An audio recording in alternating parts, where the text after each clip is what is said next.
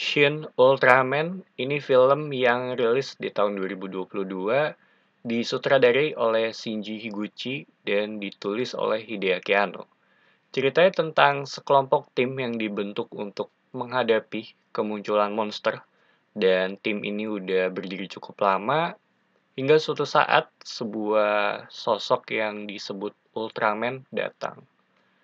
Dan gue bukan fans Ultraman, tapi pas kecil itu gue sempet nonton Ultraman 3 kalau nggak salah. Terus gue nggak nonton apa-apa lagi. Sampai beberapa tahun kemarin gue nonton film Shin Godzilla. Dan emang Hideaki Anno juga yang nulis untuk kedua film ini. Dan sekitar pertengahan film atau mungkin 30 menit di awal, gue nggak nyangka akan dapet sebuah film yang bisa dibilang punya kedalaman gitu. Karena awalnya gue kira film ini ya hanya sebatas hiburan aja, di mana dimulai dengan pengenalan karakter, terus monster datang, manusia nggak bisa ngelawan, baru di akhir Ultraman muncul sebagai penyelamat. Tapi ternyata jauh lebih dari itu, di mana aspek politik masih punya porsi yang cukup banyak, karena kalau ngomongin secara realita ya, kalau ada hal seperti ini muncul, pasti akan melibatkan negara gitu. Dan ini terlihat sepanjang film bagaimana tim ini berhubungan dengan para petinggi. Mereka mencoba untuk melakukan mediasi walaupun masing-masing punya agendanya juga gitu. Dimana ya menurut gue emang manusiawi banget. Dan agenda juga nggak selalu buruk. Ini juga film yang dibuka dengan menurut gue to the point. Lu langsung ngelihat sebuah monster atau kaiju ini datang dan tim ini mencoba untuk menghandle situasinya. Cuma menurut gue yang menarik itu ada di pembicaraan antara anggota tim ini tentang cara mengatasi situasi ini sih. Karena kalau ngomongin film seperti ini ya, jarang ada yang ngambil point of view dari balik layar gitu. Kebanyakan langsung yang ada di lapangannya gitu. Tapi di sini gue ngelihat bagaimana mereka berkomunikasi sebagai tim gitu. Walaupun menurut gue ini timnya terhitung kecil juga gitu dengan anggota yang sedikit gitu, untuk kasus yang menurut gue cukup cukup besar ya. Dan hal ini yang jadinya membangun karakter. Dan setelah kejadian itu nggak lama Ultraman muncul gitu. Walaupun gue sendiri cukup kaget ya, si Ultraman ini datang di awal film.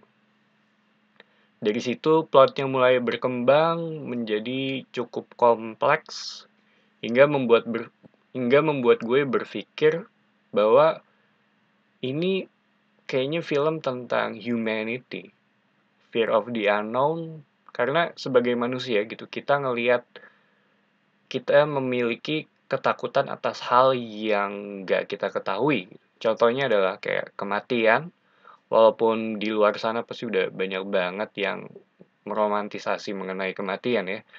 Dan di film ini menurut gue menjadi dasarnya gitu, atau balik lagi ke dasar mengenai manusia dan cara kita menghadapi hal yang nggak kita ketahui. Seperti halnya ya kayak mereka punya senjata ya kita juga harus punya senjata itu gitu untuk ya bisa dibilang level the playing field, dan hal ini terlihat jelas di sini. Terus kalau ngomongin monsternya itu juga dibuat menurut gue ya masuk akal gitu. Mereka ada karena punya tujuannya yang bisa dibilang sebagai karma atas tindakan yang dilakukan oleh manusia gitu. Dan di poin itu membuat gue berpikir bahwa ya emang menurut gue cukup masuk akal sih, lebih ke sebab akibat gitu. Dan kalau ngomongin Ultraman-nya gitu, walaupun gue bukan fansnya, di sini tetap punya stylenya. Ada beberapa yang gue ingat dari pas saat gue nonton waktu kecil, terutama tuh sequence berubahnya. Dan yang berbeda di sini itu kalau tenaganya mulai habis, warna merah di kostumnya berubah jadi hitam gitu. Kalau dulu kan ada semacam kristal ya di dadanya.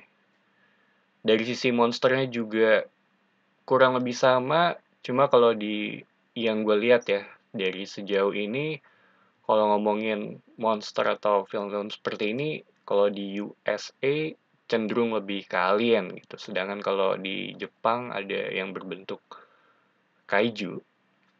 Rintangannya juga sama kurang lebih gitu, bagaimana kita sebagai manusia menghadapi sesuatu yang bisa dibilang berada di luar jangkauan kita. Dan ada satu hal yang gue kurang suka sih, itu dari aspek CGI-nya. Itu mungkin lebih ke stylenya kali ya.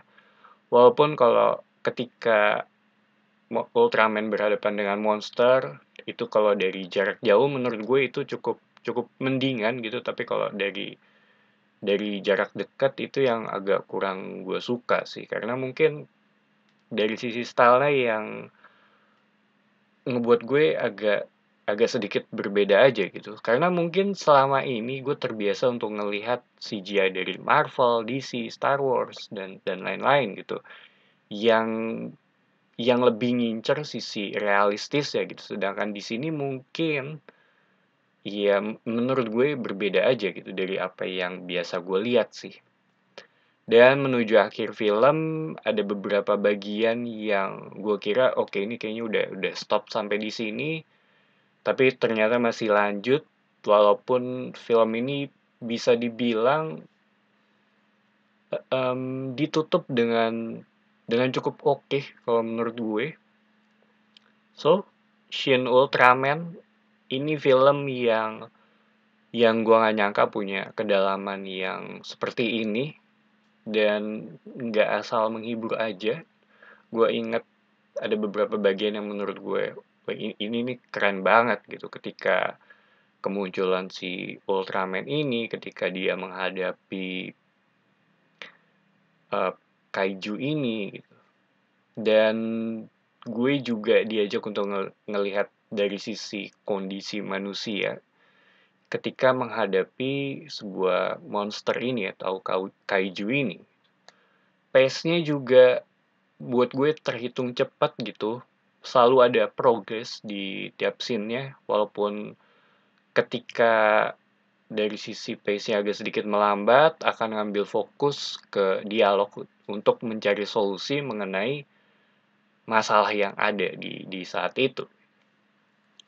Dan menurut gue juga iya secara keseluruhan ini film yang cukup oke, punya punya bebannya gitu. Gue nggak tahu ini terhitung mungkin cukup balance ya antara antara menghibur dan punya punya nilainya gitu, karena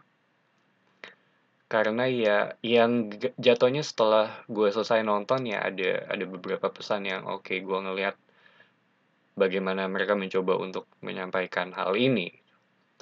So, itu aja opini gue mengenai Shin Ultraman.